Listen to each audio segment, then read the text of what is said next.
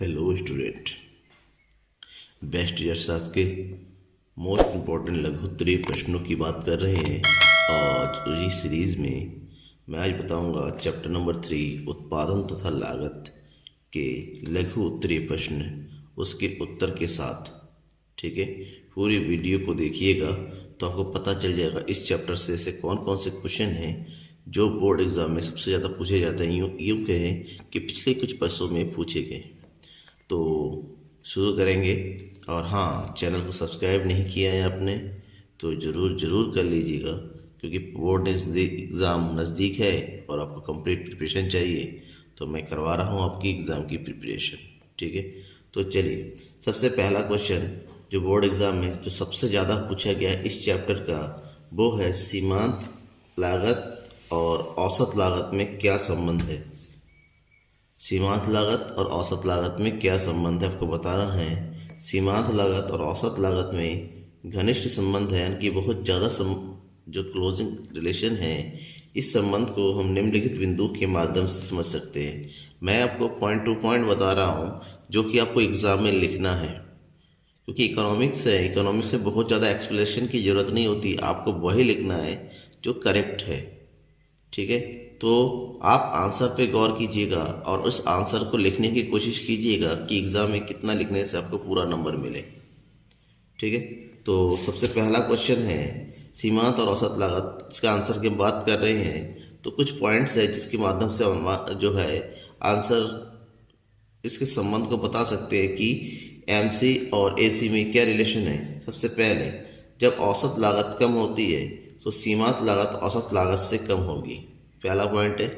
दूसरा, जब औसत लागत बढ़ती है तो सीमांत लागत भी बढ़ेगी और वो औसत लागत से अधिक होगी। तीसरा, जब औसत लागत स्थिर होती है तो वह सीमांत लागत के बराबर होती है। और चौथा, सीमांत लागत रेखा औसत लागत रेखा को नीचे से उसके निम्नतम बिंदु पर काटेगी। ठीक है, अगर इसको हम ग्राफिकल रूप से देखें, कुछ तरह से देखेंगे। देखिए, मान लीजिए ये ग्राफ है, ये ग्राफ है और ये हो गया हमारा एसी वर्क यानी कि एवरेज। तो हमारा एमसी होगा कुछ इस तरह से नीचे से। ठीक है ना, तो पहले जब एसी कम होती है तो एमसी कम होती है, जिससे कम होती है। एसी स्थिर होने पर एमसी और एसी दोनों बराबर होते हैं। उसके बाद एसी के बढ़ने पर एमसी उससे ज़्यादा स्पीड से बढ़ती है। ठीक है, ये इसके बीच में कॉमन रिलेशन है। नेक्स्ट, अल्पकालीन सीमांत लागत वक्र यू आकार का क्यों होता है, दूसरा इंपॉर्टेंट क्वेश्चन। और इसके बारे में स्टूडेंट्स भी मेरे साथ क्वेरी कर चुके हैं और इस क्वेश्चन के बारे में मैंने अलग से भी एक वीडियो बनाया हुआ है, आप उस वीडियो को देख सकते हैं, लिंक में दिया हुआ होगा। तो आंसर है इस क्वेश्चन का कि अल्पकालीन सीमांत लागत वक्र यू आकार का क्यों होता है। सीमांत लागत एक अतिरिक्त इकाई की उत्पादन लागत होती है। सीमांत लागत वक्र यू आकृति का क्यों होता है, इसके प्रमुख कारण है। इसका एक प्रमुख कारण है, वो है परिवर्ती अनुपात का नियम, यानी कि परिवर्तनशील अनुपात का नियम। परिवर्तनशील अनुपात के नियम के अनुसार क्या होता है, जैसे जैसे किसी एक साधन की मात्रा में वृद्धि की जाती है जबकि अन्य साधन स्थिर रहते हैं, तो प्रारंभ में सीमांत उत्पाद बढ़ता है, फिर एक बिंदु के बाद एक कम होने लगता है और सीमांत उत्पादन के बढ़ने से सीमांत लागत घटती चली जाती है। जब सीमांत उत्पादन जीरो में आ जाता है तब एमसी हमारा स्थिर हो जाता है। जैसे ही सीमांत उत्पाद हमारा माइनस में आ जाता है तो एमसी हमारा बढ़ने लगता है।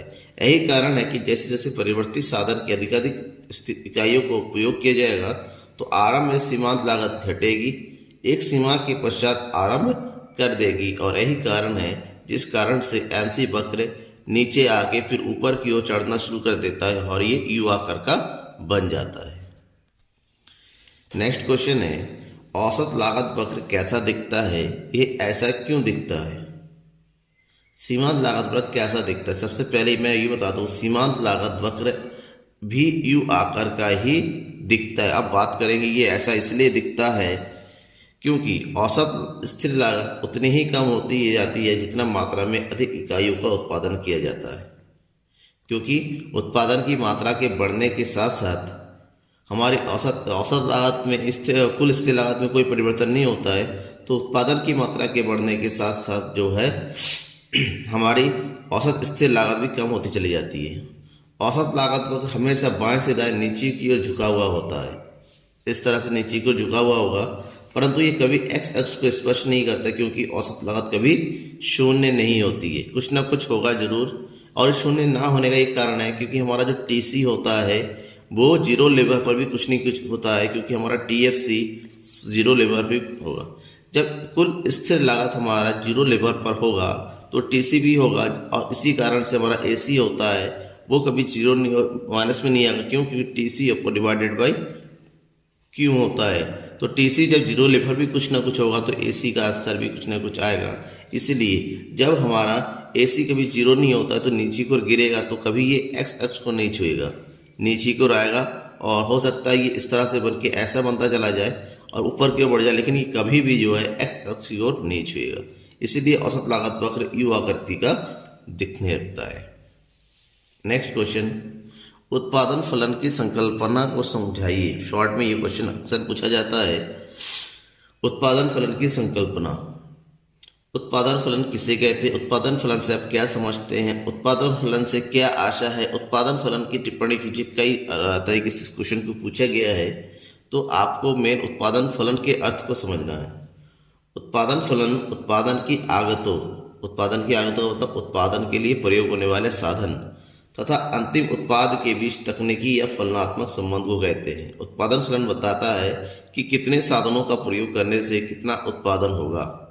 उत्पादन फलन से स्पष्ट होता है कि विभिन्न आगतों के प्रयोग से कितना अधिकतम उत्पादन संभव हो सकता है। उत्पादन फलन को हम इस प्रकार लिख सकते हैं, Q इक्वल टू F मतलब फंक्शन, Q मतलब क्वांटिटी, x1 x1 x2 जो है उत्पादन के साधनों की बात करता है, क्वांटिटी उत्पादन की मात्रा को बताता है, और f इसके बीच में संबंधों की बात करता है।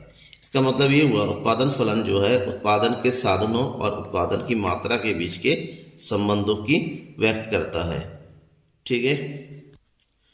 नेक्स्ट इंपॉर्टेंट क्वेश्चन है, ह्रासमान सीमांत उत्पाद का नियम क्या है? ह्रासमान सीमांत उत्पाद।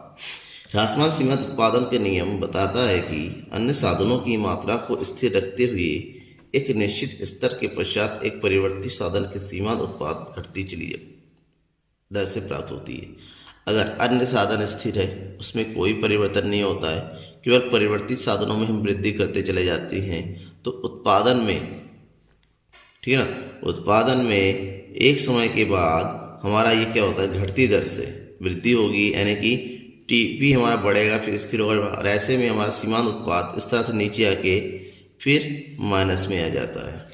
अन्य शब्दों में यूँ कहें कि यदि उत्पादन के अन्य साधनों को स्थिर रखा जाए और एक साधन की मात्रा में वृद्धि की जाए तो एक निश्चित बिंदु के पश्चात परिवर्ती साधन की प्रत्येक अगली इकाई उत्पादन की घटती हुई वृद्धि को प्राप्त होती है।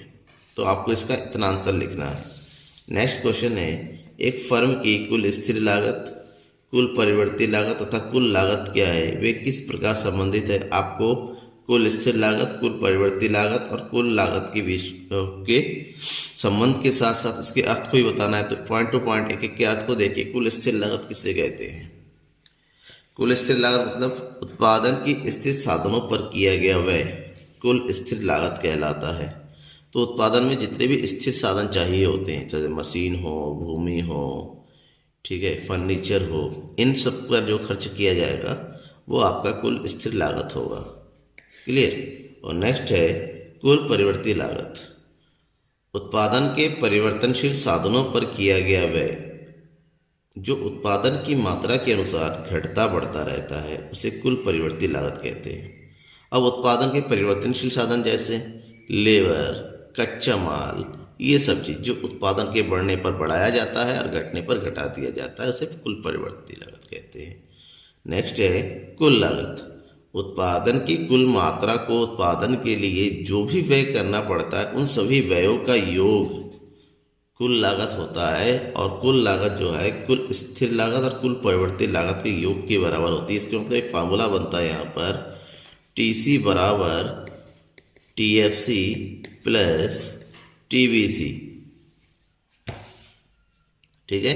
और इसके बीच में अगर अब हम TC टीएफसी और टीबीसी के बीच में संबंधों की बात करें तो हम इस ग्राफ में समझ सकते हैं। सबसे पहले जो ये हमारे क्योंकि फर्म में ये है टीएफसी जो कि स्थिर होता है, तो हर उत्पादन के प्रत्येक स्तर पर ये क्या होगा, सेम रहेगा। अब टीएफसी यहाँ पर है और टीबीसी जो है जीरो से शुरू होता है। जब जीरो उत्पादन होता है तो हमारा टीबीसी भी जीरो होता है। जैसे जैसे उत्पादन बढ़ता चला जाएगा टीबीसी बढ़ता चला जाता है ऊपर इस तरह से। ये हो गया टीबीसी।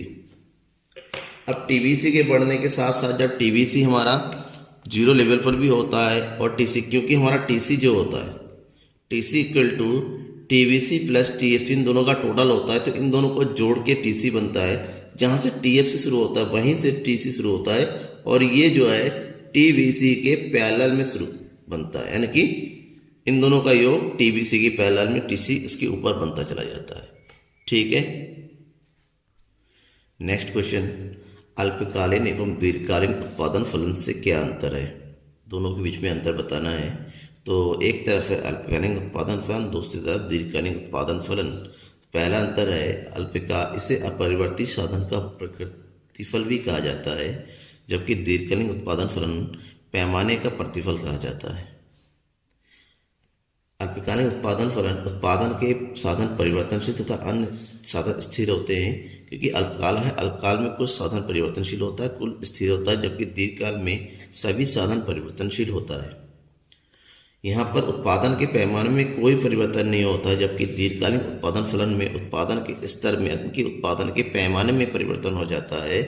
अल्पकालीन उत्पादन फलन साधन अनुपात में परिवर्तन होता है कि साधनों को किस अनुपात में परिवर्तन करते हैं वो, जबकि यहाँ पर साधन अनुपात क्या होता है, स्थिर होता है, क्योंकि सभी साधनों में परिवर्तन किया जाता है। तो इन दोनों के बीच में कुछ प्रमुख अंतर है जो आपको एग्जाम में लिखना है। और नेक्स्ट क्वेश्चन है न्यूमेरिकल टाइप क्वेश्चन, जो कि एग्जाम में बहुत ज़्यादा पूछा जाता है, 3 या 4 नंबर में आता है। निम्नलिखित तालिका से कुल परिवर्तित लागत और कुल परिवर्तित औसत परिवर्तित लागत ज्ञात कीजिए। तालिका दिया हुआ है, उत्पादन की इकाइयाँ हैं, सीमांत लागत है, सीमांत लागत को शॉर्टकट में हम क्या लिखते हैं, एमसी। कुल परिवर्तित लागत है, इसको हम लिखते हैं टीबीसी। औसत परिवर्तित लागत है, इसको हम लिखते हैं हम एबीसी। ठीक है। अब इसको फिल करना है तो ध्यान में रखना, इसको फिल करने के लिए सबसे पहला आपको फार्मूला पता होना चाहिए किसको ज्ञात करें। अगर आपके पास सीमांत लागत दिया हुआ है और कुल परिवर्तित लागत कैलकुलेट करना है तो इसके लिए फार्मूला लगाना पड़ेगा। तो यहाँ पर टीबीसी का फार्मूला होता है TVC equal to summation MC. सीमांत लागत को आपस में ऐड करते हुए निकालना। कैसे? पहले यूनिट पे 70 है तो कुल परिवर्तित लागत भी 70 ही होगा, क्योंकि यहाँ पर कुछ नहीं। दूसरे यूनिट पे निकालने के लिए 70 और 60 आपस में ऐड करना होगा, 130। 130 में 62 को ऐड कीजिए, ये 2 9 1 192। अब 192 से 72 ऐड कीजिए, 2 2 4 9 2 16 1 और 1 2 264। अब हमें निकालना क्या है, एबीसी। एबीसी का फार्मूला होता है एबीसी इक्वल टू होता है टीबीसी डिवाइडेड बाई क्यू। ये फार्मूला हो जाता है। टीबीसी को क्यू से डिवाइड करना है, यानी कि कुल परिवर्तित लागत को उत्पादन की इकाइयों से 70 को 1 से भाग करेंगे तो 70 ही मिलेगा आपको। 130 को 2 से भाग करेंगे तो 65 मिलेगा। 192 को 3 से भाग कीजिए तो 3 6 18 बचा 1 3 चौके 12। और 264 को 4 से भाग कीजिए 2 6 12 2 4 से 24 और 4 से 24 66 मिल गया। इस टाइप में क्वेश्चन पूछा जाता है और आपको करना है। दूसरा क्वेश्चन जो है वो उत्पादन से रिलेटेड है। निम्न तालिका की सहायता से कुल उत्पाद और सीमांत उत्पाद ज्ञात कीजिए। औसत उत्पाद दिया हुआ है जिसको हम बोलते हैं एपी। कुल उत्पाद निकालना है यानी कि टीपी, और सीमांत उत्पादन निकालना है यानी कि एमपी। यहाँ पर भी अगर औसत उत्पाद दिया हुआ है तो टीपी निकालने के लिए फार्मूला पता होना चाहिए। तो औसत उत्पादन दिए होने पर टीपी का फार्मूला होता है एपी मल्टीप्लाई बाई क्यू, या फिर एल। श्रम को हम लेबर कहते हैं कि एल। तो हम एपी और एल आपस में मल्टीप्लाई करेंगे। 2 एकम 2, 3 दूनी 6, 4 तिया 12, पॉइंट में दे रखा है तो 4 पंजे 20, 4 दूनी 8, 9 10, 4 चौके 16 और 1 17, और 5 चौके 20, 6 पंजे 30, 6 18, 18 होते 21। ये हो गया कुल उत्पाद। अब कुल उत्पाद से सीमांत उत्पाद निकालते हैं, क्योंकि यहाँ पर सीमांत उत्पाद का फार्मूला होगा MP equal to TPN minus TPN-1। आपस में TP को माइनस करते हुए निकालेंगे। पहले यूनिट पर उसके ऊपर कुछ भी नहीं है, पहले यूनिट पर कुल उत्पादन 2 है तो सीमांत उत्पाद भी 2 ही रहेगा। दूसरी यूनिट पे हम क्या करते हैं, दूसरे से पहले यूनिट को माइनस कर देते हैं। 6 से 2 को 4, 12 से 6 को 6, 17 से 12 को 5, 20 से 17 को 3, 21 से 20 को 1। तो ये हमारे पास कैलकुलेट होके आ गया। तो सिंपल मेथड है, इसका यूज़ करना है। आपको टेबल में कभी मार्क्स नहीं गंवाने हैं, ठीक है। नेक्स्ट मोस्ट इम्पोर्टेंट क्वेश्चन है, पैमाने के प्रतिफल का क्या अर्थ है। हालांकि कुछ बोर्ड में, हिंदी मीडियम बोर्ड ने अपने यहाँ से ये वाला क्वेश्चन हटा दिया है, लेकिन कहीं कहीं है, राजस्थान बोर्ड में है, उत्तराखंड बोर्ड में है, ठीक है ना। तो आप अपने हिसाब से पढ़िएगा। पैमाने के बढ़ते प्रतिफल के प्रमुख कारण बताइए। सबसे पहले पैमाने के प्रतिफल क्या होता है, उत्पादन के विभिन्न साधनों यानी कि सभी साधनों में अगर समान अनुपात में वृद्धि किया जाता है तो उत्पादन की मात्रा में भी वृद्धि होती है, यानी कि उत्पादन का पैमाना भी बढ़ता है। इसे ही पैमाने के प्रतिफल का नियम कहते हैं। पैमाने के प्रतिफल के नियम के अंतर्गत 3 नियम होता है।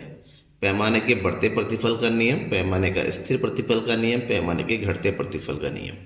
यहाँ पर आपसे पैमाने के बढ़ते प्रतिफल का कारण पूछा है और यही क्वेश्चन अक्सर शॉर्ट में पूछा जाता है। तीनों नियम के बारे में पूछा जाएगा तो वो लॉन्ग में आता है। पैमाने के बढ़ते प्रतिफल के प्रमुखतः 2 कारण हैं।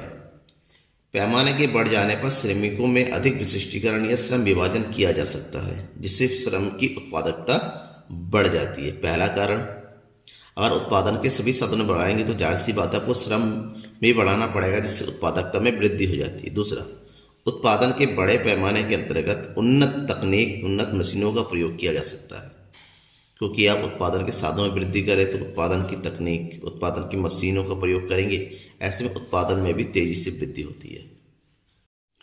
नेक्स्ट क्वेश्चन है, एक लागत का औसत उत्पाद क्या होता है। एक लागत का औसत उत्पाद किसे कहते हैं, दैट इज AC।